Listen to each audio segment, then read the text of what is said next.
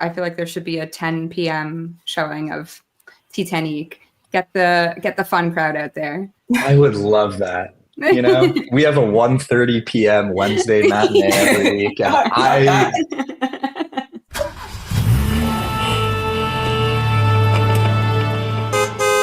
Hi, everyone, and welcome back to Off to Broadway, the podcast where we deep dive into anything and everything musical theater. I'm Tara. I'm Stefania. And in today's episode, we're setting sail with the hilarious jukebox musical Titanique, currently playing in New York, Sydney, London, and right here in Toronto. We are thrilled to welcome our hometown Jack Dawson. So please welcome Seth Zosky to the podcast. Hi, Seth. Hello. How's it going? Good. How's it going? You guys just opened the Toronto run. How's it been? Yes, it's awesome. Sunday night was opening night. We were there. Oh, you were there? It was a blast. It was a sold-out crowd, and we were getting lots of laughs, and there was lots of cheers and a standing ovation. It was very fun. Well, before we get right into the show, we always start our interview episodes with a question for our guest, and that is, what is your first memory of theater? Aha. I can answer that. It's actually very wholesome at the moment because I'm making my Mirvish debut in Titanique. And I saw Mamma Mia when I was 4 years old. And that was the first show I saw. And it's actually a very funny story because my mom bought me an ice cream bar. And I sat in the seat. She opened the ice cream bar and the show started, and at intermission, it was completely down my arm because I couldn't take my eyes off the stage. And that's how it all started. Like 4 years old for Mamma Mia is pretty young. I know. So it must have been really good to have distracted a 4-year-old from ice cream. You know, those are pretty, those priorities are very interesting, I think. Yes, I agree. That's why yeah. So jumping into Titanique, when you auditioned for the show, did you know anything about it? Had you seen it before? What was your background going in? So no, I had not seen it, and I really didn't know much about it. There were a few videos on YouTube and some interviews and some info on the show and their website, and that's really it. And I knew that it had been going for a year already in New York, and that they just kept extending. So that was exciting. And I just got that material and went for it. Yeah. What can we ask, like, what was the material? Was it Celine? Was it, bring a pop song of your choice? Like, what did they ask from you? So I started with a self-tape, and I actually self-taped for Jack and Cal.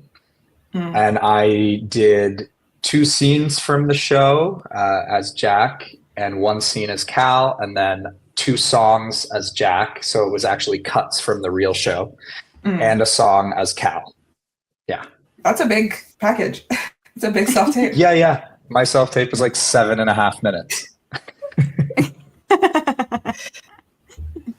That's great. Okay, for people that do not know, can you give a 30-second synopsis of this show?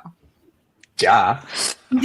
Okay, so I like to explain it as kind of like a fever dream, as if Celine Dion was aboard the Titanic.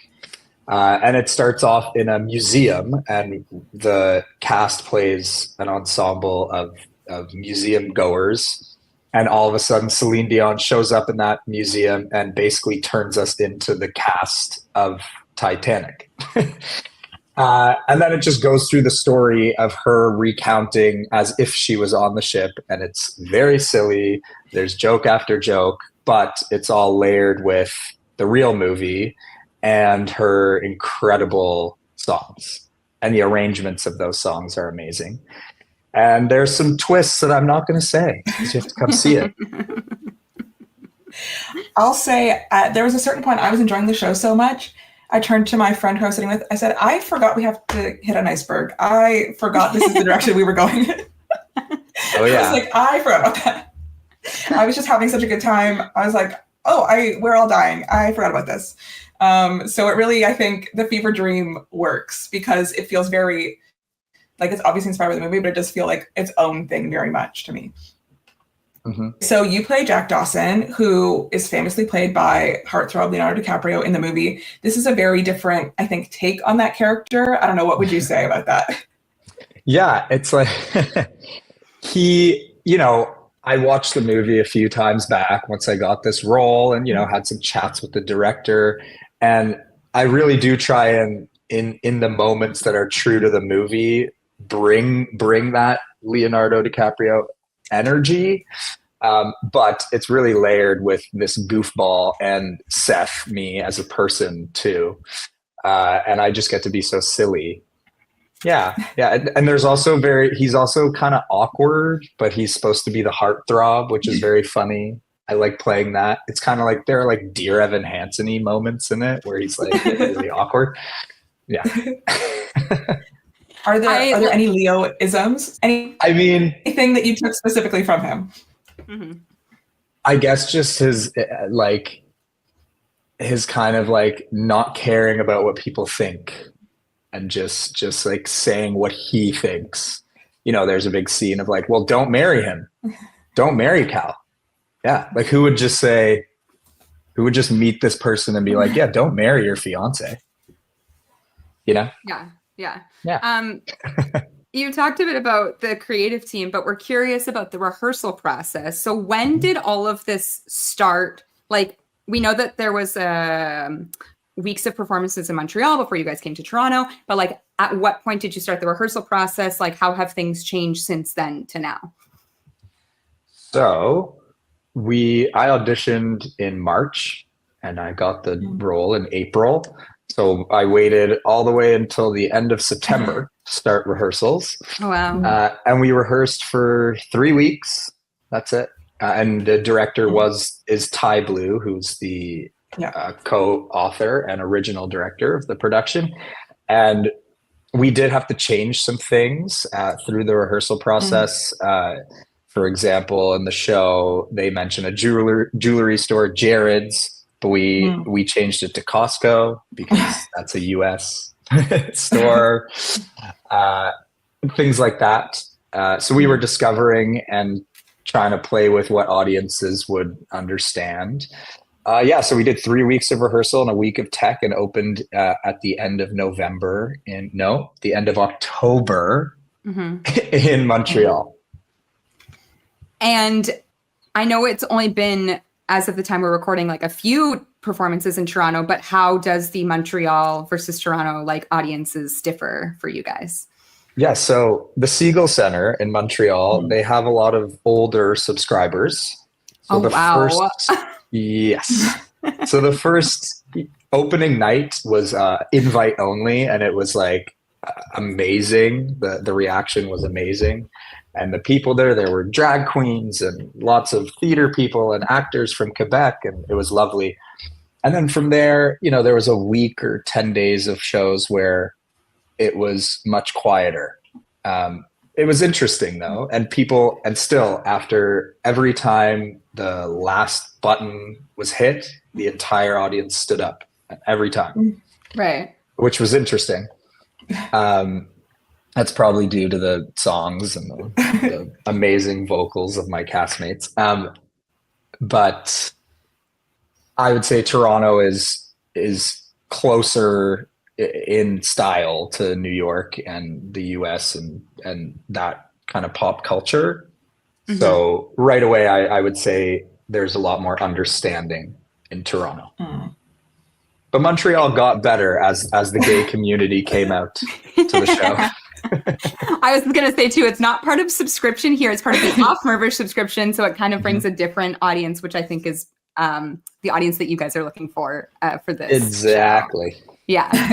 The CAA is actually the biggest house that Titanique has ever played. Bigger than the Seagull Center, bigger than the 200-seat theater that it plays in New York. I don't know how big the theater is in the West End or in Australia where it's playing right now. How do you think having that larger audience impacts the show? Yeah, it's very interesting. I think it's very different I can actually speak to what my dad said because he came to both. He was, sitting in the fourth row in this 300-seat theater in Montreal, and it's very intimate. And the way it's set up, your eye line is with the audience the whole time. And for this one, we're kind of, looking into the lights, looking into the vast distance. So the actual immediate connection with the audience is harder here. But I think the show stands on its own because we're also able to connect with the front rows. But my dad was in the balcony for opening night, and he said he loved it, but it felt much different. But he saw a lot more of like the actual pictures that we were trying to make, which was, yeah. So I don't know. It's different. I don't know if it's better or worse, but it's different. Yeah. The opportunity to get rowdier, I think, with 700 people versus 300 people, maybe. I think so. We know in New York they do like weird time shows, but I have said to Steph for years that I feel like there should be a 10 p.m. showing of Titanique. Get the fun crowd out there. I would love that. We have a 1:30 p.m. Wednesday matinee every week. The first one is tomorrow, and we'll see how that goes. I mean, holiday season is coming up, so like maybe not this week, but like closer to Christmas time, like you'll get some people in. Yeah, exactly. I hope so. I know a bit of a tangent, but we were just in New York and we saw like Oh Mary while we were there, and because we had we saw the 5 p.m. instead of, they don't do regular matinees, they do a 5 p.m. matinee, and I'm like, I can't imagine walking out of that show into absolute broad daylight. It needs the cover of darkness a little bit. I need it to be at nighttime. And so I feel like Titanique also, I can't imagine seeing it during the day. Though, to any listeners, go see a matinee. See a matinee. Yes. Okay, let's talk about the music. Obviously, this is such an iconic bunch of songs, jukebox musical Celine Dion music. What is your favorite Celine Dion song? And is it even in the show? My favorite Celine Dion song is It's All Coming Back to Me Now. Same. Yeah. And so a little tidbit, that was actually the original opening number of Titanique, but they could not get the rights, and it happens. So no, it's not in the show, but my favorite song in the show, I think, would be Taking Chances. I just love the energy of how it sets up the whole thing. It just works perfectly. And when we're all singing together, it's a great moment. I really love the arrangement of that one because it does sound different from her recording on the album, The Radio Signal, like when you guys all sing together. I really like the orchestrations done by I'm Playing at My Program, to give a proper shout out to the orchestration. Nicholas James Connell. You know. He came to our opening night in Montreal, which was great. Awesome. Amazing. Yeah. Amazing. So in the show, though, which one is so you just said Taking Chances is your favorite to perform, probably. Do you have one that you kind of always sit in the wings to try and watch and hear someone belt out? Absolutely. And it's Tell Him, which is the trio between Molly Brown, Rose, and Celine.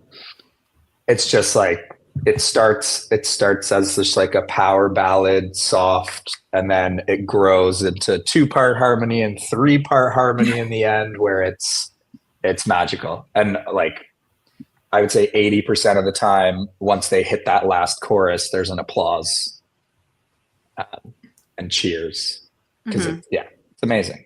It's amazing. It's a great arrangement. What struck me watching that specific scene was you have these amazing vocalists in the show, yourself included, but you also need to have cast people who have this amazing vocal talent, but also comedy talent and improv talent. And I was just thinking how hard this show must be to cast, to be able to find people who can fill both of those boxes. And so kind of going off of that, like how much of this show is improv? I know there's kind of that one scene where Celine is, retelling the story that is usually improv, but how much room do you have to play around and improvise in the show? Yeah, me personally, I have a few moments. I have a part in my song "You and I" where I look at someone in the crowd and I pick someone out who's a celebrity lookalike, and I improv who that is every time. It's a little stressful. And yeah, with Celine, she improvs a moment where Jack and Rose meet at the clock, and I sometimes she, because she's never done a show in English, Veronique, she has to really learn the words to be able to say them in English. So a lot of the time I know what she's going to say, but within what she's going to say, she does improv. So, a lot of the time she does an ASMR bit, and I don't know what she's going to do within the ASMR. That's all improv. Sometimes she's a dolphin. Sometimes she's Edith Piaf. Sometimes she's a race car. Yeah, it's always different. So it keeps you on your toes for sure. But our understudy for Celine, her name's Kaylee Harwood. She's amazing. She actually went on twice this weekend in the matinees, and she just goes on a rant for 5 minutes, and I'm standing there trying to mouth what she's saying, and I don't even know what's happening, and I'm just laughing my head off, and it's so much fun. I think that's why the audience loves that, is to see us laughing at truly what's happening in real time. So yeah, that's all improv. And then Constant Bernard, who plays Ruth, his monologue, there are beats that he hits every time for lighting and sound, but he is definitely playing with Rose and playing with the audience in that moment. Yes. Yes, we saw some breaking on stage on Sunday. It was very fun. Oh yeah, that always happens. It's happened since day one.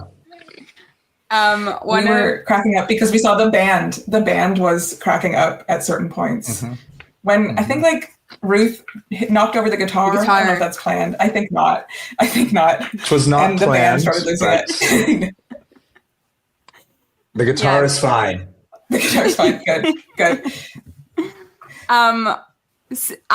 Speaking of favorite scenes, one of my favorite scenes was when when the prayer is sung, which is, I can't believe that song is even in this show. It's so funny. Steph and I have been following this show for what feels like years, but not closely enough that we knew everything that was going to happen. I was surprised at how not little Celine Dion is in it, but how little Celine Dion is in it compared to what I thought was going to happen. And then, seeing a song like The Prayer show up in the song list was actually shocking to me. And then when you guys started singing in Italian, even more shocking to me.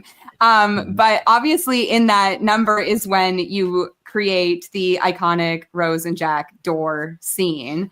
I'm just curious what the conversations were like about how to pay respect to the movie, but also make it completely crazy and your own. Yeah. So really, really it comes down to Rose in that scene. And I'm kind of the goofball. I play around her, and she just needs to give that honest performance. And while I'm being a goofball, then it kind of works. I think it just works on its own. But while I'm being a goofball, I also have lines that are really based off the movie, and some of them are exactly like the movie. And so in those moments, whether my body positioning is goofy, whatever it is, I still try and deliver that as honestly as possible. And I think it's just the situation is funny on its own because of what's occurring. You'll have to come see it. Yeah, it's one of my favorite scenes too, but I will say it is a full Barry's cardio workout. I was going to say, you're doing squats, you're moving your whole body around her, and then you end up upstairs for the end of that scene. It's great. It's really fun on stage. And after your lip sync for your life, just on top of the other, one on top of the other, Yeah, it's very funny. The first half of the show is very demanding vocally for me, and the second half of the show is very demanding physically. For me. Yeah. Mm. Something else that's so tied to the Titanic is obviously the iconic "Paint Me Like One of Your French Girl" scenes. I just need to know, are those your actual cat drawings, or did somebody else draw those? Somebody else drew those. Oh, I don't really? I can do it, and like in rehearsal I did some fun things, but they didn't want to have to rely on me to create that moment every time. So yeah. Great. As we said, we've been, following the show for years. We've been to New York, tried to get a ticket, but it's such an in-demand, hot show. And so when we finally got to see it the other night, we absolutely loved it. Like, it lived up to everything and beyond that we had thought it would be. And as we were leaving, we said, I cannot wait to come back. I want to come back in this next month while it's still running here in Toronto. What do you think it is about Titanique that makes people want to come back over and over? I think it's the amount of just moments and the amount of how do I put this? Just the amount of talent on the stage too.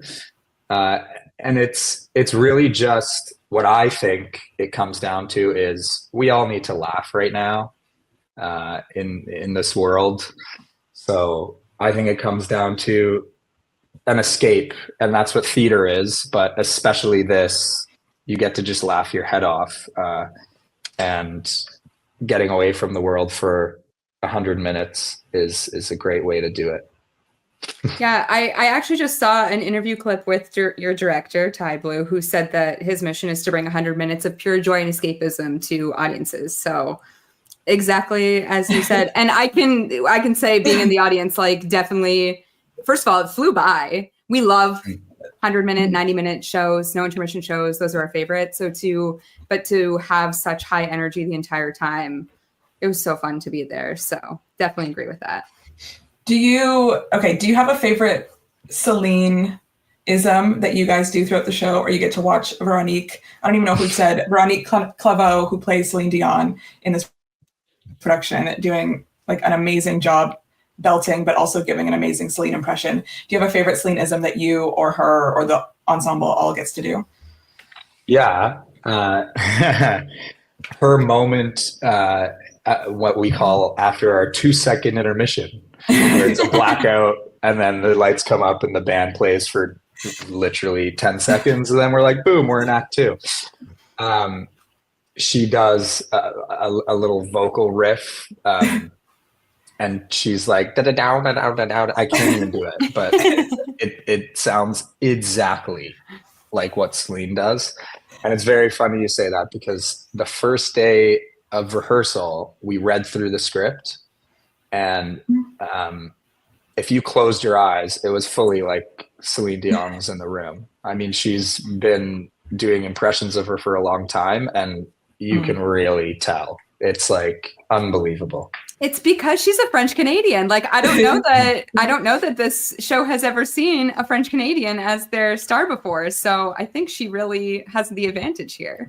Yeah. This is the first one. Our director, who's of course spent so many years with the show, when he, saw the first read through and watched the first run through, his face is just like red, and he's like, oh my God.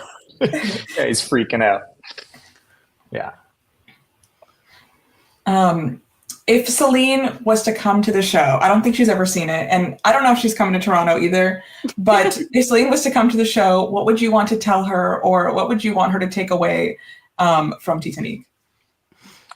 I would want her to take away that her music is just so loved and appreciated, and that we're keeping it going.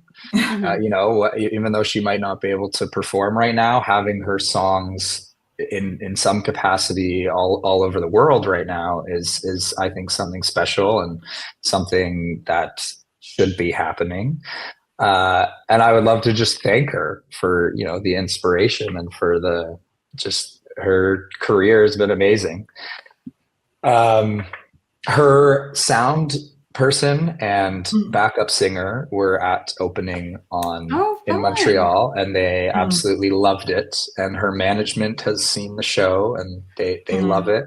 So, yeah. And then kind of on the flip side of that, if you had to pitch another show in the same style where an artist who sang a theme song for a movie was a musical and we're using all of their songs to retell the story, who would it be? It's a very loaded, heavy-handed question. I'm so sorry about that. I was thinking about one earlier so that like I could also come with one, but I want to give you a minute first. Take a second. Oh my goodness. Do you have one? You talk while I think. I was thinking about this earlier because I couldn't just leave you hanging. And this was my thought. I want to see an Avatar musical with the songs of Leona Lewis, who sings the theme song. Bleeding Love. I See You. Oh, No, I see you. The theme. That was my vision. Because I love the idea that they're like pop ballads. I think that's part of what works so well in Titanique, this kind of like sweeping music being used for comedy. And I really think that's my vision. I See You, the theme to Avatar. Let's bring back Leona. Yeah. Write it. Oh my goodness. I can't even think. It's so hard to think of theme songs for movies. I know. I mean, I have written a show with the music of Kanye West. Oh. That is interesting. Yes, I know. Problematic, I know. Yeah, I think if that came out, it would be a little controversial. So we actually premiered it at the Winnipeg Jewish Theater this year. It's called Pain to Power. It was great. It basically, because he's spoken out against the Jewish community, and I'm Jewish, and he's spoken out against the Black community, his own community. And one of my best friends is a Black Haitian man, and we both grew up loving Kanye West. Yeah. And so when he was saying these things about our communities, we were like, what do we do with this music? Like, do we still listen to it? Was it wrong to? What do we do? And we decided to write a show about that. And we kind of repurposed his music and made it our own and talked about our stories and our friendship and how the world is just a better place when people like him and I, his name's CJ, are friends. That sounds great. Yeah, we're actually bringing it to the Siegel Center where we did Titanique. Yeah, it's coming this March. Oh my God, exciting. Yeah. I'm trying to think though, like the only time that I've ever heard well, I'm sure Kanye songs have been in movies before, but I can only think of like The Great Gatsby right now. That's the only That's it. We're busy on that one. That one's covered, I think. Yeah, Great Gatsby's covered on all angles. Exactly. Before we wrap this up, we do have a bit of a rapid fire for you. So this is called Personality Test Drive. Okay, Our first question. If you're on a road trip, what cast recording are you listening to? Hadestown. We get that so often. It's so interesting. Love it. Basic. No, I'm kidding. It's great. It's a great cast. It's long though. It's good. It's like it takes you. No, it's good. It takes you far. Yeah. Movie you'd turn into a musical, not necessarily a parody, just a regular musical. This is crazy. The Hangover. Oh, that's fun. Okay. That's fun. Favorite composer. Jason Robert Brown. Nice. Favorite costume you've ever worn? Probably this one. It's so fun to wear Hey-Don tight, skinny pants. The skinny pants. It's also tough because you're always like, does my butt look good? What do you say in the show? Something about Newsies? These are slim-fitted khakis. That's what I say. But I also say all I have to wear is this bootleg Newsies outfit. Yes, it is giving Jack Kelly. You just need the little newsboy hat. Exactly. Yeah. Character you've played that's most like you. Oh my gosh. I hate to say it, but this one. Jack. Oh. Awesome. Okay. Wow. For the first half, not the second, of Jamie in the last 5 years. Okay, good. Prefacing, not the second. That's great. But also, like, thinking of you being most like Jack, are you an artist? Is there something that you're not telling us here? No, but I'm a musician, like I'm a music producer. So it's the same kind of vein. realm. Yeah. What is your favorite spot to sit in the theater? Ooh. I love it depends on the theater, but I love a first or second row mezzanine or dress circle. Favorite show that you've never seen? Favorite show that I've never seen. I've never seen Mean Girls, the musical. Okay. Wow. But you love the cast recording, I take I it. love the cast recording. I do. I love the orchestrations, at least. Right. Yeah. Not to go on a tangent again, but I saw it for the first time this summer after knowing the cast album. And I'm like, oh, this is better than I thought it would be. I like the cast album and I didn't think it was going to be good. This is a hot take for Tara, but yeah. But I was like, this is good. I like this. I famously do not like Mean Girls the musical, but it's fine, That's fine. We can, yeah. Yeah, agree to disagree. I've never seen it, so yeah. One day you'll get to decide. What is your go-to karaoke song? I've got two: Mr. Brightside, Great. and I Want It That Way. Oh wow, very different, but both good energy. Yeah, you don't want to do a ballad. Not a Celine Dion song? Come on, as a go-to karaoke. Maybe now. Maybe now, You're gonna start with Celine. Your favorite score? Favorite score? Score versus the... Oh my goodness. I love the Book of Mormon. Is that crazy? No, that's good. We